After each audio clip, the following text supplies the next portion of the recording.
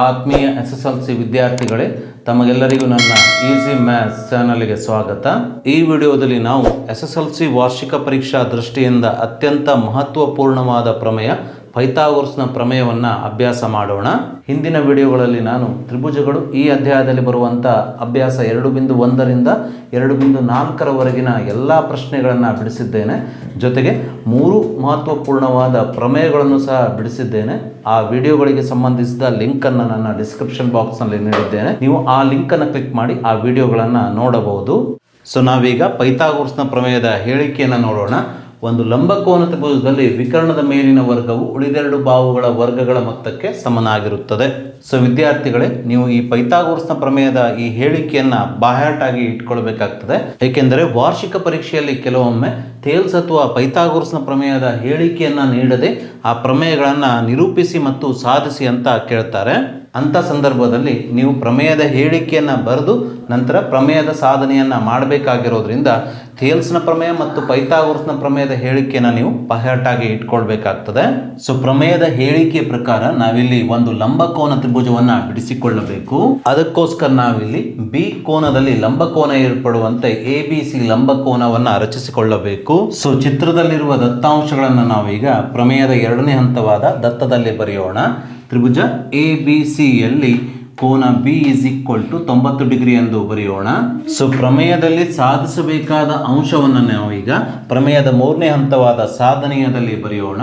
ಪ್ರಮೇಯದ ಹೇಳಿಕೆಯಲ್ಲಿ ನಮಗೆ ಲಂಬಕೋನ ತ್ರಿಭುಜದಲ್ಲಿ ವಿಕರ್ಣದ ಮೇಲಿನ ವರ್ಗವು ಉಳಿದೆರಡು ಬಾಹುಗಳ ಮೇಲಿನ ವರ್ಗಗಳ ಮೊತ್ತಕ್ಕೆ ಸಮನಾಗಿರುತ್ತದೆ ಎಂದು ಸಾಧಿಸಲಿಕ್ಕೆ ಹೇಳಿರೋದ್ರಿಂದ ಈ ಲಂಬಕೋನ ತ್ರಿಭುಜ ABCಯಲ್ಲಿ B ಕೋನದಲ್ಲಿ ಲಂಬಕೋನ ಉಂಟಾಗಿದೆ. ಹಾಗಾಗಿ ಈ B ಕೋನಕ್ಕೆ ಎದುರಿರುವ ಬಾಹು ಅಥವಾ ಈ ಲಂಬಕೋನ ತ್ರಿಭುಜದ ಅತ್ಯಂತ ಉದ್ದವಾದ ಬಾಹು AC, ಇದು ಈ ಲಂಬಕೋನ ತ್ರಿಭುಜದ ವಿಕರ್ಣವಾಗುತ್ತದೆ. ಹಾಗಾಗಿ ಹೇಳಿಕೆಯ ಪ್ರಕಾರ ಲಂಬಕೋನ ತ್ರಿಭುಜದ ವಿಕರ್ಣದ ಮೇಲಿನ ವರ್ಗವು ಅಂದರೆ ತ್ರಿಭುಜ ABCಯ ವಿಕರ್ಣ ACಯ ಮೇಲಿನ ವರ್ಗ ಅಂದರೆ ACಯ ವರ್ಗವು ಉಳಿದೆರಡು ಬಾಹುಗಳ ವರ್ಗಗಳ ಮೊತ್ತಕ್ಕೆ ಅಂದರೆ ಈ ವಿಕರ್ಣ ACಯನ್ನು ಬಿಟ್ಟರೆ ಈ ಲಂಬಕೋನ ತ್ರಿಭುಜದಲ್ಲಿ ಉಳಿಯುವ ಬಾಹುಗಳೆಂದರೆ AB ಮತ್ತು BCಗಳಾಗಿವೆ. ಹಾಗಾಗಿ ಇವುಗಳ ವರ್ಗಗಳು ಅಂದರೆ ABಯ ವರ್ಗ ಮತ್ತು BCಯ ವರ್ಗಗಳ ಮೊತ್ತಕ್ಕೆ ಅಂದರೆ ಕೂಡಿಸಿದಾಗ ಈ ವಿಕರ್ಣದ ವರ್ಗವು ಸಮನಾಗುತ್ತದೆ ಎಂದು ನಾವು ಸಾಂಕೇತಿಕವಾಗಿ ಬರೆಯಬೇಕು. ಹಾಗಾಗಿ ಸಾಧನೀಯದಲ್ಲಿ ನಾವು ವಿಕರ್ಣದ ಮೇಲಿನ ವರ್ಗವು ಅಂದರೆ ACಯ ವರ್ಗವು ಈ ಲಂಬಕೋನ ತ್ರಿಭುಜದ ಉಳಿದೆರಡು ಬಾಹುಗಳಾದ ABಯ ವರ್ಗ ಮತ್ತು BCಯ ವರ್ಗಗಳ ಮೊತ್ತಕ್ಕೆ ಸಮ ಎಂದು ಬರೆಯಬೇಕು. ಸೊ ನಾವೀಗ ಈ ಸಾಧನೆಯನ್ನು ಮಾಡಲಿಕ್ಕೆ ಅನುಕೂಲಕರವಾಗುವ ಹಾಗೆ ತ್ರಿಭುಜ ABCಯಲ್ಲಿ ಒಂದು ಪುಟ್ಟ ರಚನೆಯನ್ನು ಮಾಡಿಕೊಳ್ಳೋಣ. ಅಂದರೆ B ಶೃಂಗಬಿಂದುವಿನಿಂದ AC ಬಾಹುವಿಗೆ BD ಲಂಬವನ್ನು ಎಳೆಯೋಣ. ಇದನ್ನೇ ನಾವು ರಚನೆ ಹಂತದಲ್ಲಿ ಬರೆಯಬೇಕು. BD ಲಂಬ AC ಎಳೆಯಬೇಕು ಎಂದು ಬರೆಯಬೇಕು. ಸೊ ನಾವೀಗ ಪ್ರಮೇಯದ ಕೊನೆಯ ಹಂತವಾದ ಸಾಧನೆಯನ್ನು ಮಾಡೋಣ. ಈ ಸಾಧನೆಯಲ್ಲಿ ನಾವು ಮೂಲ ತ್ರಿಭುಜ ಅಥವಾ ದತ್ತ ತ್ರಿಭುಜ ABCಯನ್ನು ತೆಗೆದುಕೊಳ್ಳೋಣ. ಅದೇ ರೀತಿ ಹೊಸದಾಗಿ ರಚನೆಯಾದ ತ್ರಿಭುಜ ABDಯನ್ನು ತೆಗೆದುಕೊಳ್ಳೋಣ. ಇವೆರಡೂ ತ್ರಿಭುಜಗಳಲ್ಲಿ ಯಾವ ಯಾವ ಕೋನಗಳು ಸಮನಾಗಿದೆ ಮತ್ತು ಯಾವ ಯಾವ ಬಾಹುಗಳು ಸಮನಾಗಿದೆ ಎಂಬುದನ್ನು ನಾವು ಇಲ್ಲಿ ಆಧಾರ ಸಮೇತ ಬರೆಯೋಣ. ತ್ರಿಭುಜ ABC ಮತ್ತು ತ್ರಿಭುಜ ADBಗಳಲ್ಲಿ ತ್ರಿಭುಜ ABCಯ B ಕೋನ ಅಂದರೆ ABC ಕೋನವು 90 ಡಿಗ್ರಿ ಆಗಿರುತ್ತದೆ. ಏಕೆಂದರೆ ದತ್ತದಲ್ಲಿ ನಾವು ಕೋನ B = 90 ಡಿಗ್ರಿ ಆಗಿರುವಂತೆ ತ್ರಿಭುಜ ABCಯನ್ನು ರಚನೆ ಮಾಡಿಕೊಂಡಿದ್ದೇವೆ. ಅದೇ ರೀತಿ ತ್ರಿಭುಜ ADBಯಲ್ಲಿ ADB ಕೋನವು 90 ಡಿಗ್ರಿ ಆಗಿರುತ್ತದೆ. ಏಕೆಂದರೆ ರಚನೆಯಲ್ಲಿ ನಾವು BD ಲಂಬ ACಯನ್ನು ಎಳೆದಿದ್ದರಿಂದ ಕೋನ ADB 90 ಡಿಗ್ರಿ ಆಗುತ್ತದೆ. ಆದ್ದರಿಂದ ನಾವಿಲ್ಲಿ ಕೋನ ABC = ಕೋನ ADB = 90 ಡಿಗ್ರಿ ಎಂದು ಬರೆದುಕೊಳ್ಳೋಣ. ಕಾರಣ ದತ್ತ ಮತ್ತು ರಚನೆ ಎಂದು ಬರೆಯೋಣ. ಸೊ ಹಾಗೆಯೇ ತ್ರಿಭುಜ ABCಯಲ್ಲೂ A ಕೋನವಿದೆ. ಅದೇ ರೀತಿ ತ್ರಿಭುಜ ADBಯಲ್ಲೂ ಸಹ A ಕೋನವಿದೆ.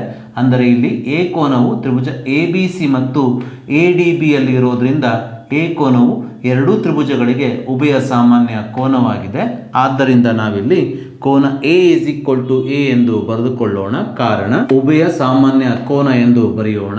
ಸೊ ಹೀಗೆ ತ್ರಿಭುಜ ABCಯ ಎರಡು ಕೋನಗಳು ತ್ರಿಭುಜ ADBಯ ಎರಡು ಕೋನಗಳಿಗೆ ಸಮನಾಗಿರುವುದರಿಂದ ತ್ರಿಭುಜಗಳ ಕೋನ ಸಮರೂಪತೆಯ ನಿರ್ಧಾರಕ ಗುಣದ ಪ್ರಕಾರ ತ್ರಿಭುಜ ABC ಮತ್ತು ತ್ರಿಭುಜ ADBಗಳು ಸಮರೂಪ ತ್ರಿಭುಜಗಳಾಗುತ್ತವೆ. ಆದ್ದರಿಂದ ನಾವಿಲ್ಲಿ ತ್ರಿಭುಜ ABC ಸಮರೂಪಿ ತ್ರಿಭುಜ ADB ಅಂತ ಬರೆದುಕೊಳ್ಳೋಣ. ಕಾರಣ ಕೋನ ಸಮರೂಪತೆಯ ನಿರ್ಧಾರಕ ಗುಣ ಎಂದು ಬರೆಯೋಣ. ಎರಡು ತ್ರಿಭುಜಗಳು ಸಮರೂಪಿಯಾದ ನಂತರ ಅವುಗಳ ಅನುರೂಪ ಬಾಹುಗಳ ಅನುಪಾತಗಳು ಸಮಾನುಪಾತದಲ್ಲಿರುತ್ತವೆ ಎಂಬುದು ನಮಗೆ ತಿಳಿದಿದೆ. ಹಾಗಾಗಿ ಇಲ್ಲಿ ತ್ರಿಭುಜ ABC ಮತ್ತು ತ್ರಿಭುಜ ADBಗಳು ಸಮರೂಪಿ ತ್ರಿಭುಜಗಳಾಗಿರುವುದರಿಂದ ಈ ಎರಡೂ ತ್ರಿಭುಜಗಳ ಅನುರೂಪ ಬಾಹುಗಳ ಅನುಪಾತಗಳನ್ನು ನಾವೀಗ ಸಮಾನುಪಾತದಲ್ಲಿ ಬರೆಯೋಣ.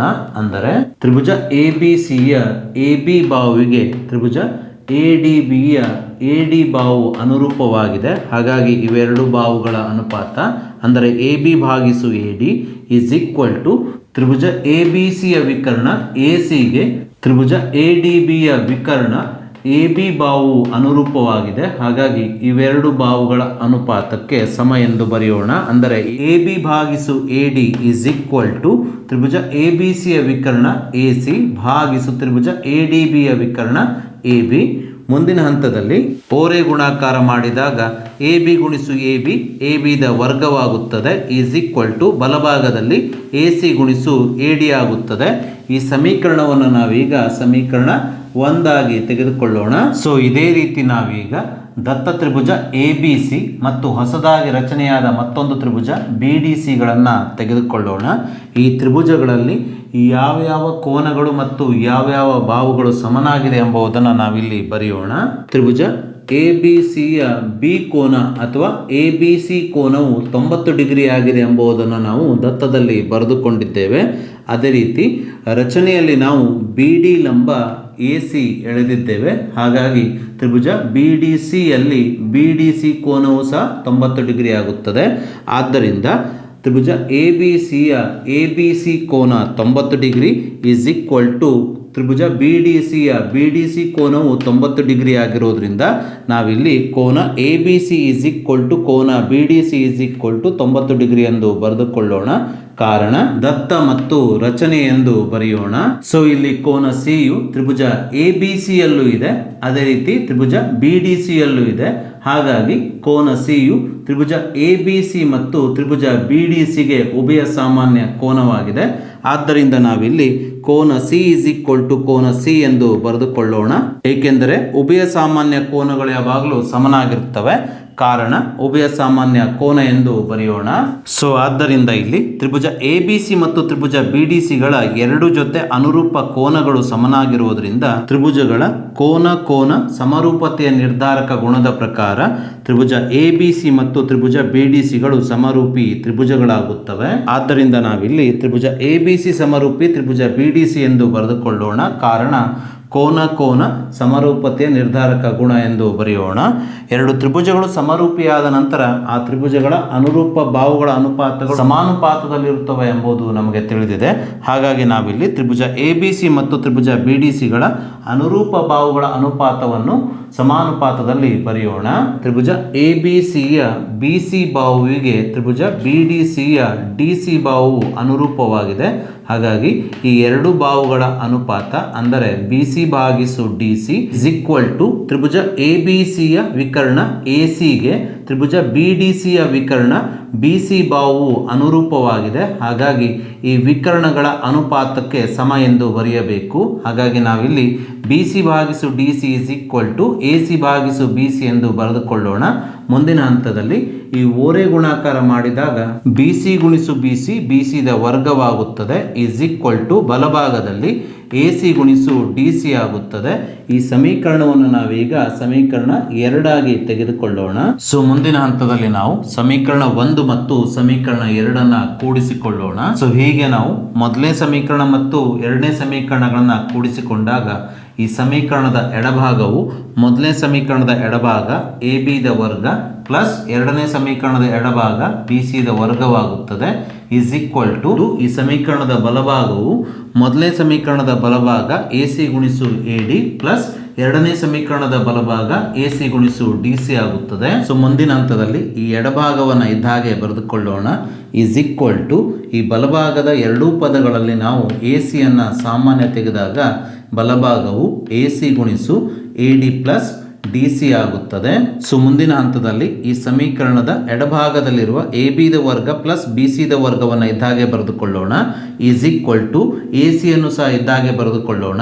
ಚಿತ್ರದಲ್ಲಿ ಎ ಡಿ ಮತ್ತು ಡಿ ಸಿ ಅನ್ನ ಕೂಡಿಸಿದಾಗ ಎ ಸಿ ಸಿಗುವುದರಿಂದ ಇಲ್ಲಿ ನಾವು ಎ ಡಿ ಪ್ಲಸ್ ಡಿ ಸಿಯ ಸ್ಥಾನದಲ್ಲಿ ನಾವು ಎ ಸಿ ಅನ್ನ ಆದೇಶಿಸಿದಾಗ ಈ ಸಮೀಕರಣದ ಬಲಭಾಗವು ಎ ಸಿ ಗುಣಿಸು ಎ ಸಿ ಆಗುತ್ತದೆ.